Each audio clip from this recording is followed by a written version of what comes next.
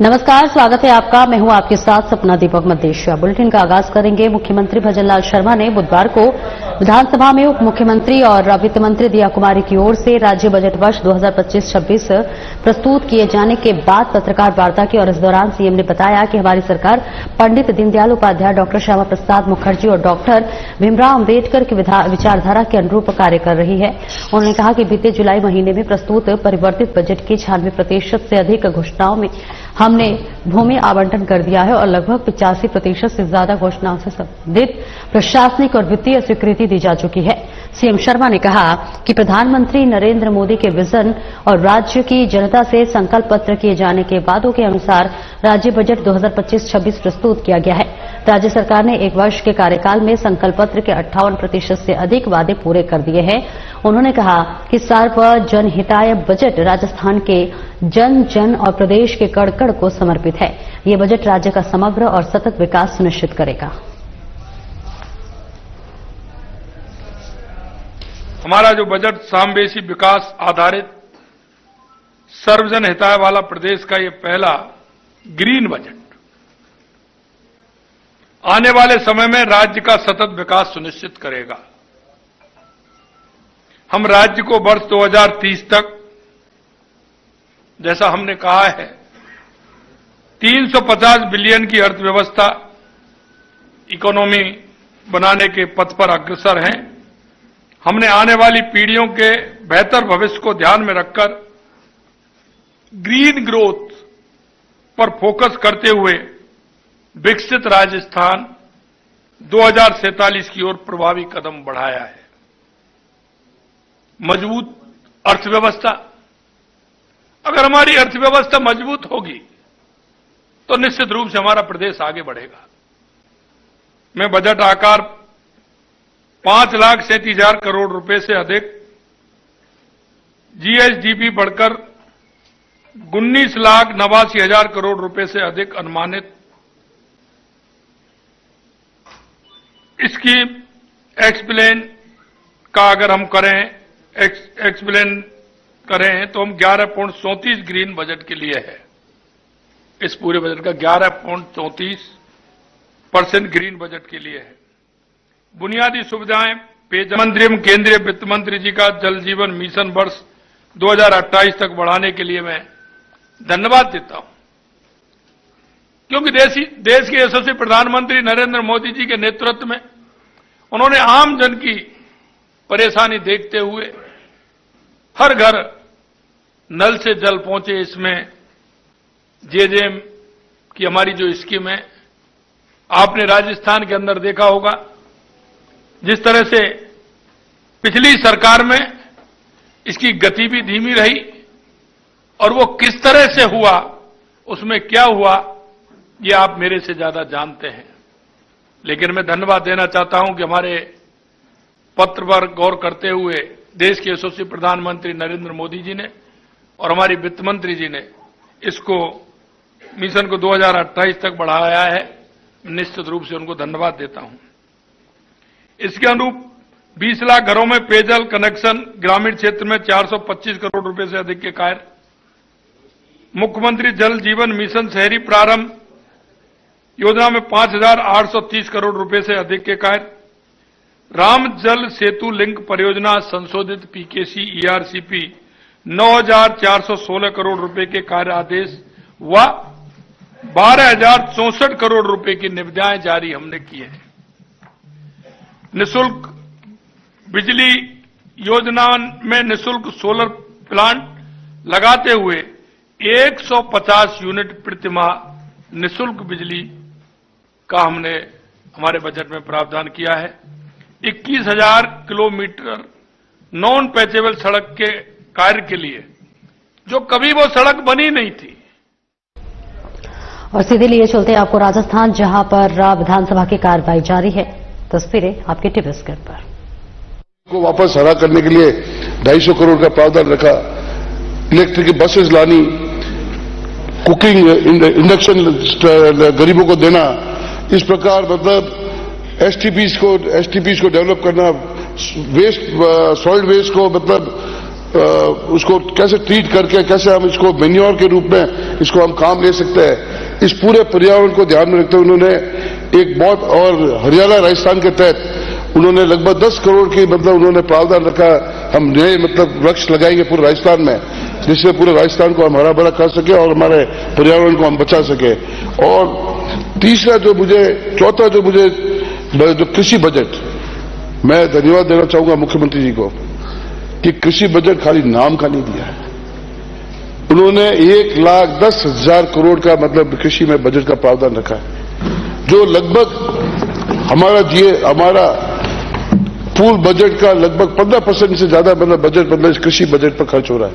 उसमें इरिगेशन के प्रोजेक्ट्स जो ERCP मतलब मैं समझता हूं कि हमारे 15 जिलों से निकलती हुई जाएगी ERCP जो प्रोजेक्ट है, इससे कई लाखों हेक्टेयर मतलब इरिगेट होने वाले हैं, कई मतलब हजारों हेक्टेयर मतलब इरिगेट होगी, कई गांवों कस्बों को मतलब इसको शुद्ध पेयजल पानी मिलेगा। इससे जो ये मैं समझता हूं कि मुख्यमंत्री को धन्यवाद देना चाहूंगा कि हमारे डबल इंजन की सरकार आते ही जो राजस्थान पिछले कई सालों से ERCP की जो मांग कर रही थी उसको नेशनल प्रोजेक्ट की घोषणा करते हुए आज मतलब हमारे इस धरातल पर मतलब काम प्रारंभ हो गया। लगभग 9,400 करोड़ के प्रोजेक्ट्स तो हमने प्रारंभ कर दिए, 12,000 करोड़ के निविदा सूची जारी हो चुकी है और मुझे उम्मीद है कि आने वाले 5 साल के अंदर ERCP के तहत लगभग 15 जिले के किसानों को और आम जनता को इसको फायदा मिलेगा, भूजल स्तर बढ़ेगा, सिंचाई होगी, लोगों की आमदनी बढ़ेगी और जो पर कैपिटा इनकम जो हमारे पूरे प्रदेश की आने वाले समय में निश्चित रूप से बढ़ेगी इस ERCP के माध्यम में।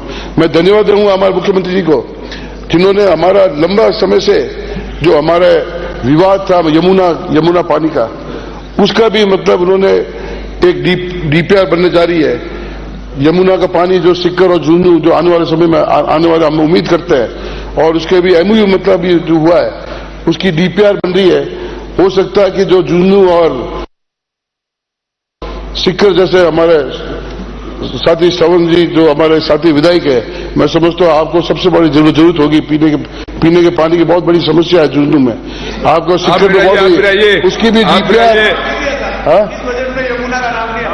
पर उसका नाम तो नहीं दिया पर उसका भी MOU हो गया है, वो भी मतलब। माननीय सदस्य आप विराजे प्लीज, आप इधर देख के बात करें माननीय सदस्य। सभापति महोदय, इसके अलावा आज हम ऊर्जा के क्षेत्र की बात करें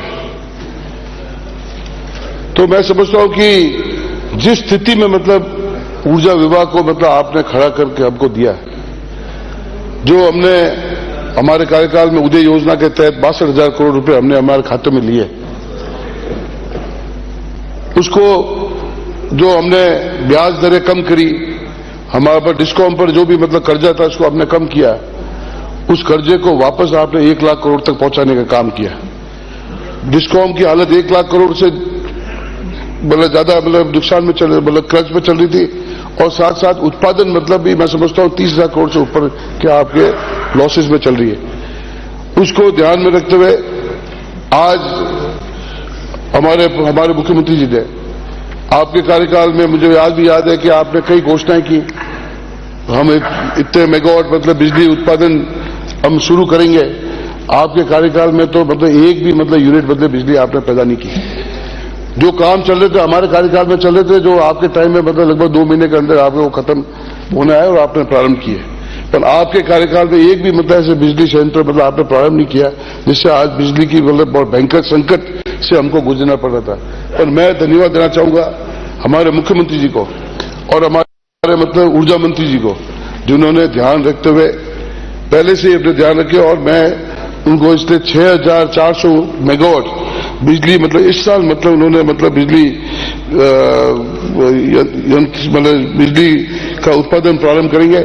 साथ साथ उन्होंने सोलर के लिए लगभग जो हमारे प्रधानमंत्री जी का मतलब दूरदृष्टि थी कि सोलर को कैसे मतलब आगे बढ़ाना, कैसे बढ़ावा देना, उन्होंने 10 गीगावाट मतलब सौर ऊर्जा मतलब स्थापित करना राजस्थान में जो आने वाले 1 साल में होगा, जिससे मैं समझता हूं कि राजस्थान में बिजली के क्षेत्र में हम मतलब सरप्लस बिजली और कुसुम प्रधानमंत्री कुसुम योजना के तहत मैं धन्यवाद दूंगा हमारे मुख्यमंत्री जी को कि आपने आते ही कुसुम योजना की एलओई हुई, पीपीए जारी हो गए और मुझे उम्मीद है कि आने वाले मतलब सीजन से पहले मतलब हमारे सोलर मतलब प्रत्येक 33 केवी जीएसएस पे मतलब आपके सोलर लग जाएंगे, जिससे किसानों को मतलब हम दिन में बिजली हम दे सकेंगे। आपने तो मुझे आज भी याद है 2021 में आपने यहां घोषणा की थी कि हम पूरे राजस्थान को आने वाले 2 साल के अंदर दिन में बिजली उपलब्ध कराएंगे, पर वो दिन में बिजली मतलब आपके टाइम में तो कार्यकाल में बिजली उपलब्ध हुई नहीं। क्या आपने ऐसा कोई काम किया नहीं, फीडर सेपरेशन का कोई काम किया नहीं और इसके तहत मतलब आप दिन में बिजली दे पाए? हमने कहा कि हम दिन में बिजली दें, हमने उसके पर काम प्रारंभ किया है और मैं धन्यवाद देना चाहूंगा मुख्यमंत्री जी को कि हमारे केंद्र सरकार के हमारे ऊर्जा मंत्री ने 5000 मेगावाट और मतलब तीनों डिस्कॉम को दिए कुसुम ए के तहत, जिससे सोलर मतलब 33 के और लगभग 10,000 मेगावाट कुसुम ए के तहत और सी के तहत ये सोलर जिस दिन स्थापित हो जाएगा इस 33 केवी जीएसएस की ग्रिड पर, तो मैं समझता हूं कि राजस्थान में प्रत्येक किसान को बिजली 6 घंटे बिजली आपको दिन में मिलेगी और इसका काम प्रारंभ हो गया है। लगभग 500-700 मेगावाट बिजली तो हमने सोलर स्थापित हो गया है और आने वाले 8 महीने के अंदर आप देखना पूरे राजस्थान में प्रत्येक जीएसएस पर मतलब आपको 3 मेगावाट 2.5 मेगावाट आपको सोलर मतलब आपको स्थापित मिलेगा, जिससे आने वाले टाइम में बिजली की कोई प्रकार की कमी रहेगी।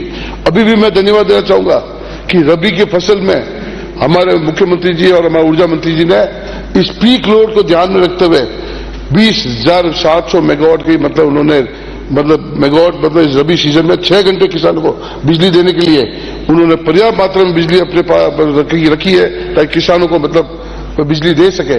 इसलिए हमने जो बात कही है आज आप ये नहीं कह सके राजस्थान में कि किसानों को 6 घंटे बिजली नहीं मिल रही है और ये भी बिजली भी मतलब अनइंटरप्टेड बिजली, कोई प्रकार की बिजली की कोई शिकायत नहीं है।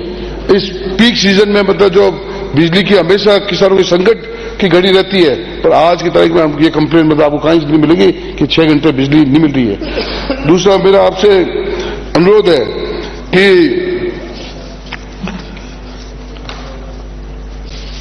हमने इस बजट को अगर हम इसको देखें मतलब तो हमारे इस बजट पे हमने लगभग सभी विभागों को हमने कवर किया है। कृषि बजट हम देखें, आप अगर हमारी हेल्थ पे देखें तो आपको हर इस जो हमारा जो भी मतलब हमारे जो विभाग है इसमें हमने बढ़ चढ़ के मतलब इसमें हमने काम करने की कोशिश की है ताकि जनता को उसका रोड सेक्टर में मैं समझता हूं कि प्रीवियस बजट में भी मुख्यमंत्री ने बजट में घोषणा कराई, उसके बाद में रिप्लाई में जो घोषणा की, उसके बाद में फाइनेंशियल बिल में जो उन्होंने घोषणा की, वो सब काम मतलब आज मतलब चल रहे हैं और रोड सेक्टर्स में अभी भी मतलब हमने लगभग 21,000 किलोमीटर ऐसी रोड्स हैं जो आज भी मतलब इस बरसात के कारण मतलब क्षतिग्रस्त हो गई है, उसको मतलब प्रत्येक विधानसभा में 10-10 करोड़ रुपए देने का मतलब इसमें प्रावधान रखा है और जो मतलब मरुस्थलीय क्षेत्र है जहां दूरियां ज्यादा है वहां लगभग 15-15 करोड़ की मतलब उन्होंने देने की मतलब उन्होंने घोषणा की है। लगभग 5,000 करोड़ की लागत से आपके स्टेट हाईवेज की स्ट्रेंथनिंग मतलब उसको चौड़ाईकरण भी होगी, इसके से एमडीआर के चौड़ाईकरण होगी, एलिवेटेड रोड्स बन रहे हैं, आरओबी आरयूबी, इसी प्रकार हर क्षेत्र में चिकित्सा के अगर आप देखें तो मां के तहत 3500 मतलब करोड़ रुपए रिजर्व रखा है वो निःशुल्क जांच और निःशुल्क दवाओं के लिए ताकि आम जन को मतलब अच्छी जांच हो सके, उसकी अच्छी और पैरामेडिकल। और मैं धन्यवाद देना चाहूंगा मुख्यमंत्री जी को कि उन्होंने इस पूरा जो मेडिकल जो हमारे जो एएनएम की पोस्टें जो खाली थी या जो हमारे नर्सिंग स्टाफ की जो पोस्टें खाली थी, अभी कुछ दिनों में लगभग 8,500 से ज्यादा मतलब हमारे जीएनएम की भर्तियां हुई है, लगभग 4,500 से ज्यादा हमारे एएनएम की भर्ती हुई है, लैब टेक्नीशियन की भर्ती हुई है और लगभग राजस्थान में जुलाई से लेकर अब तक लगभग हमने 60,000 लोगों के युवाओं को हमने मतलब नौकरियां दी है और 1,75,000 रुपए मतलब वो पाइपलाइन में है जो धीरे धीरे मतलब उनके एग्जाम्स होते हुए उनको भी नौकरियां मिलेगी और आने वाले साल में युवाओं को रोजगार देने के लिए, पढ़े लिखे लड़कों को रोजगार देने के लिए लगभग 1.25 लाख नौकरियां देने की मतलब इसमें बजट में हमने प्रावधान रखा है और लगभग 1.5 लाख ऐसे लोग जो मतलब आपने प्रावधान रखा है जो स्किल लेबर है, जिसके लिए हमने उनके लिए मतलब भी हमने जो पढ़े लिखे लड़के हैं जिन्होंने ITI कर की है या स्किल डेवलपमेंट करके उनको भी हमने रोजगार देने के लिए इसमें सरकार ने मतलब इसमें गारंटी दी है कि हम उनको भी रोजगार देंगे ताकि युवाओं को भी रोजगार मिले। इसलिए मैं इस बजट को मैं इसकी जितनी मैं प्रशंसा करूं उतनी कम है। ये आने वाले समय में राजस्थान को बिल का पत्र स्थापित होगा। बहुत बहुत धन्यवाद। जय हिंद, जय भारत। श्री शांति धारीवाल।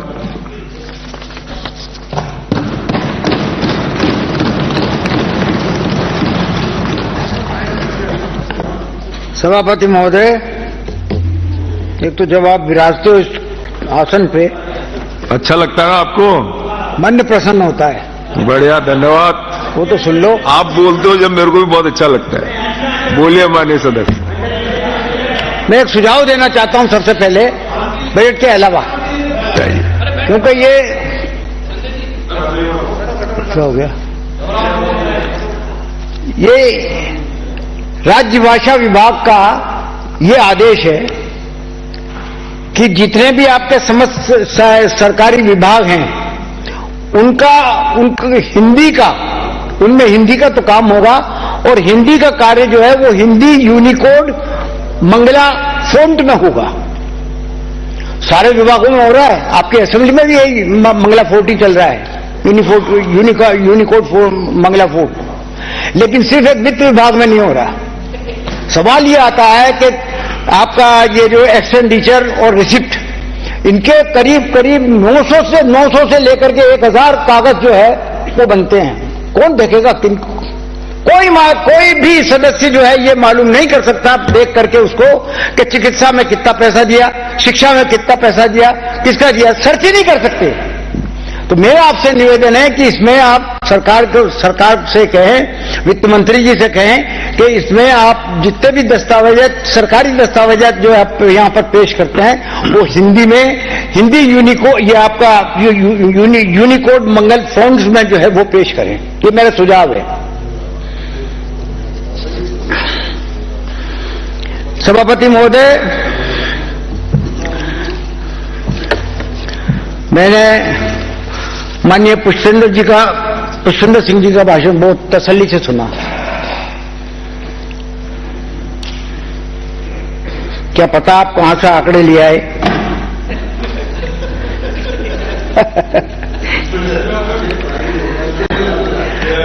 मेरे हिसाब से राजस्थान के इस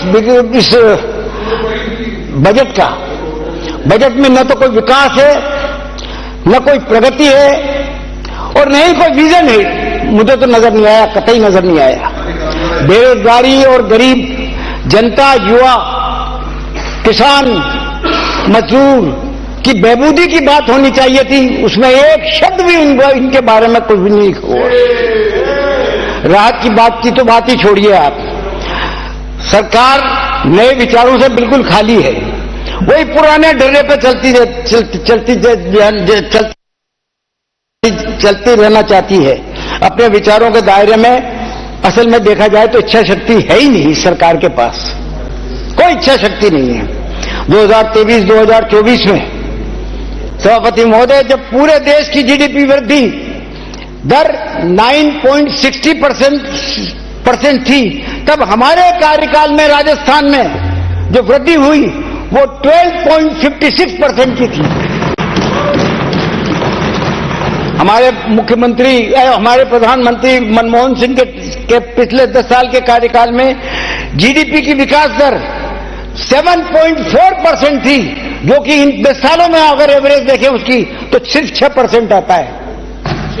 ये वो आंकड़े हैं जो आपके ही किताबों के द्वारा दिए गए हैं। कैपिटल एक्सपेंडिचर की बात करिए आपने, कहां गए पुष्पेंद्र जी?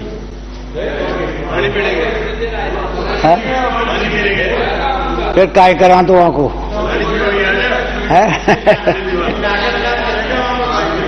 18-19 में आपका कैपिटल एक्सपेंडिचर 19,368 करोड़ रुपए का था 18-19 में, जिसको 23-24 में हमने बढ़ा करके 34,843 करोड़ रुपए का रख दिया, जो लगभग दुगना है।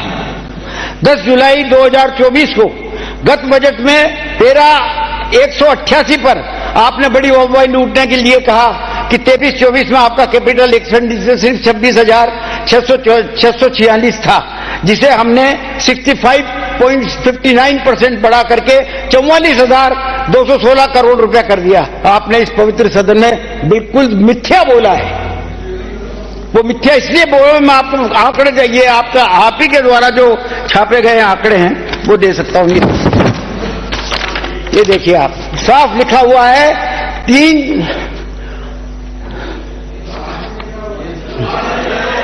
3 अरब 48 करोड़ 348435133 ये लिखा हुआ, साफ लिखा हुआ है। कितना गलत बोलते हो आप? क्योंकि डॉक्यूमेंट जो आपने रखे ना इस सदन की पटल पर रखे, उसमें 23-24 में आरई में कैपिटल एक्सपेंडिचर 34,843 करोड़ रुपया आपने बता दिया। आप ही ने बताया है कि हमारा इतना था, और बोल कुछ और रहे हो, 26,000 बता रहे हो, और आपने आप ही के दिए हुए कागज 34,000 से भी ऊपर बता रहे हैं।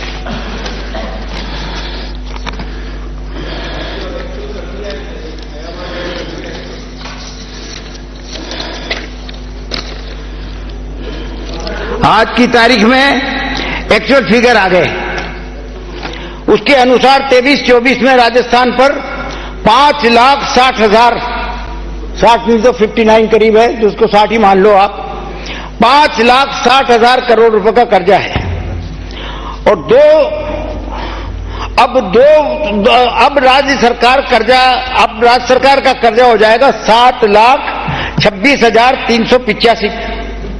2 साल में राजस्थान की सरकार ने 1.5 लाख करोड़ रुपए का कर्जा ले लिया। तो मेरा तो ये निवेदन है सभापति महोदय इस सरकार से कि इनके जाते जाते ये राजस्थान पे 10 लाख करोड़ रुपए का कर्जा छोड़ के जाएंगे।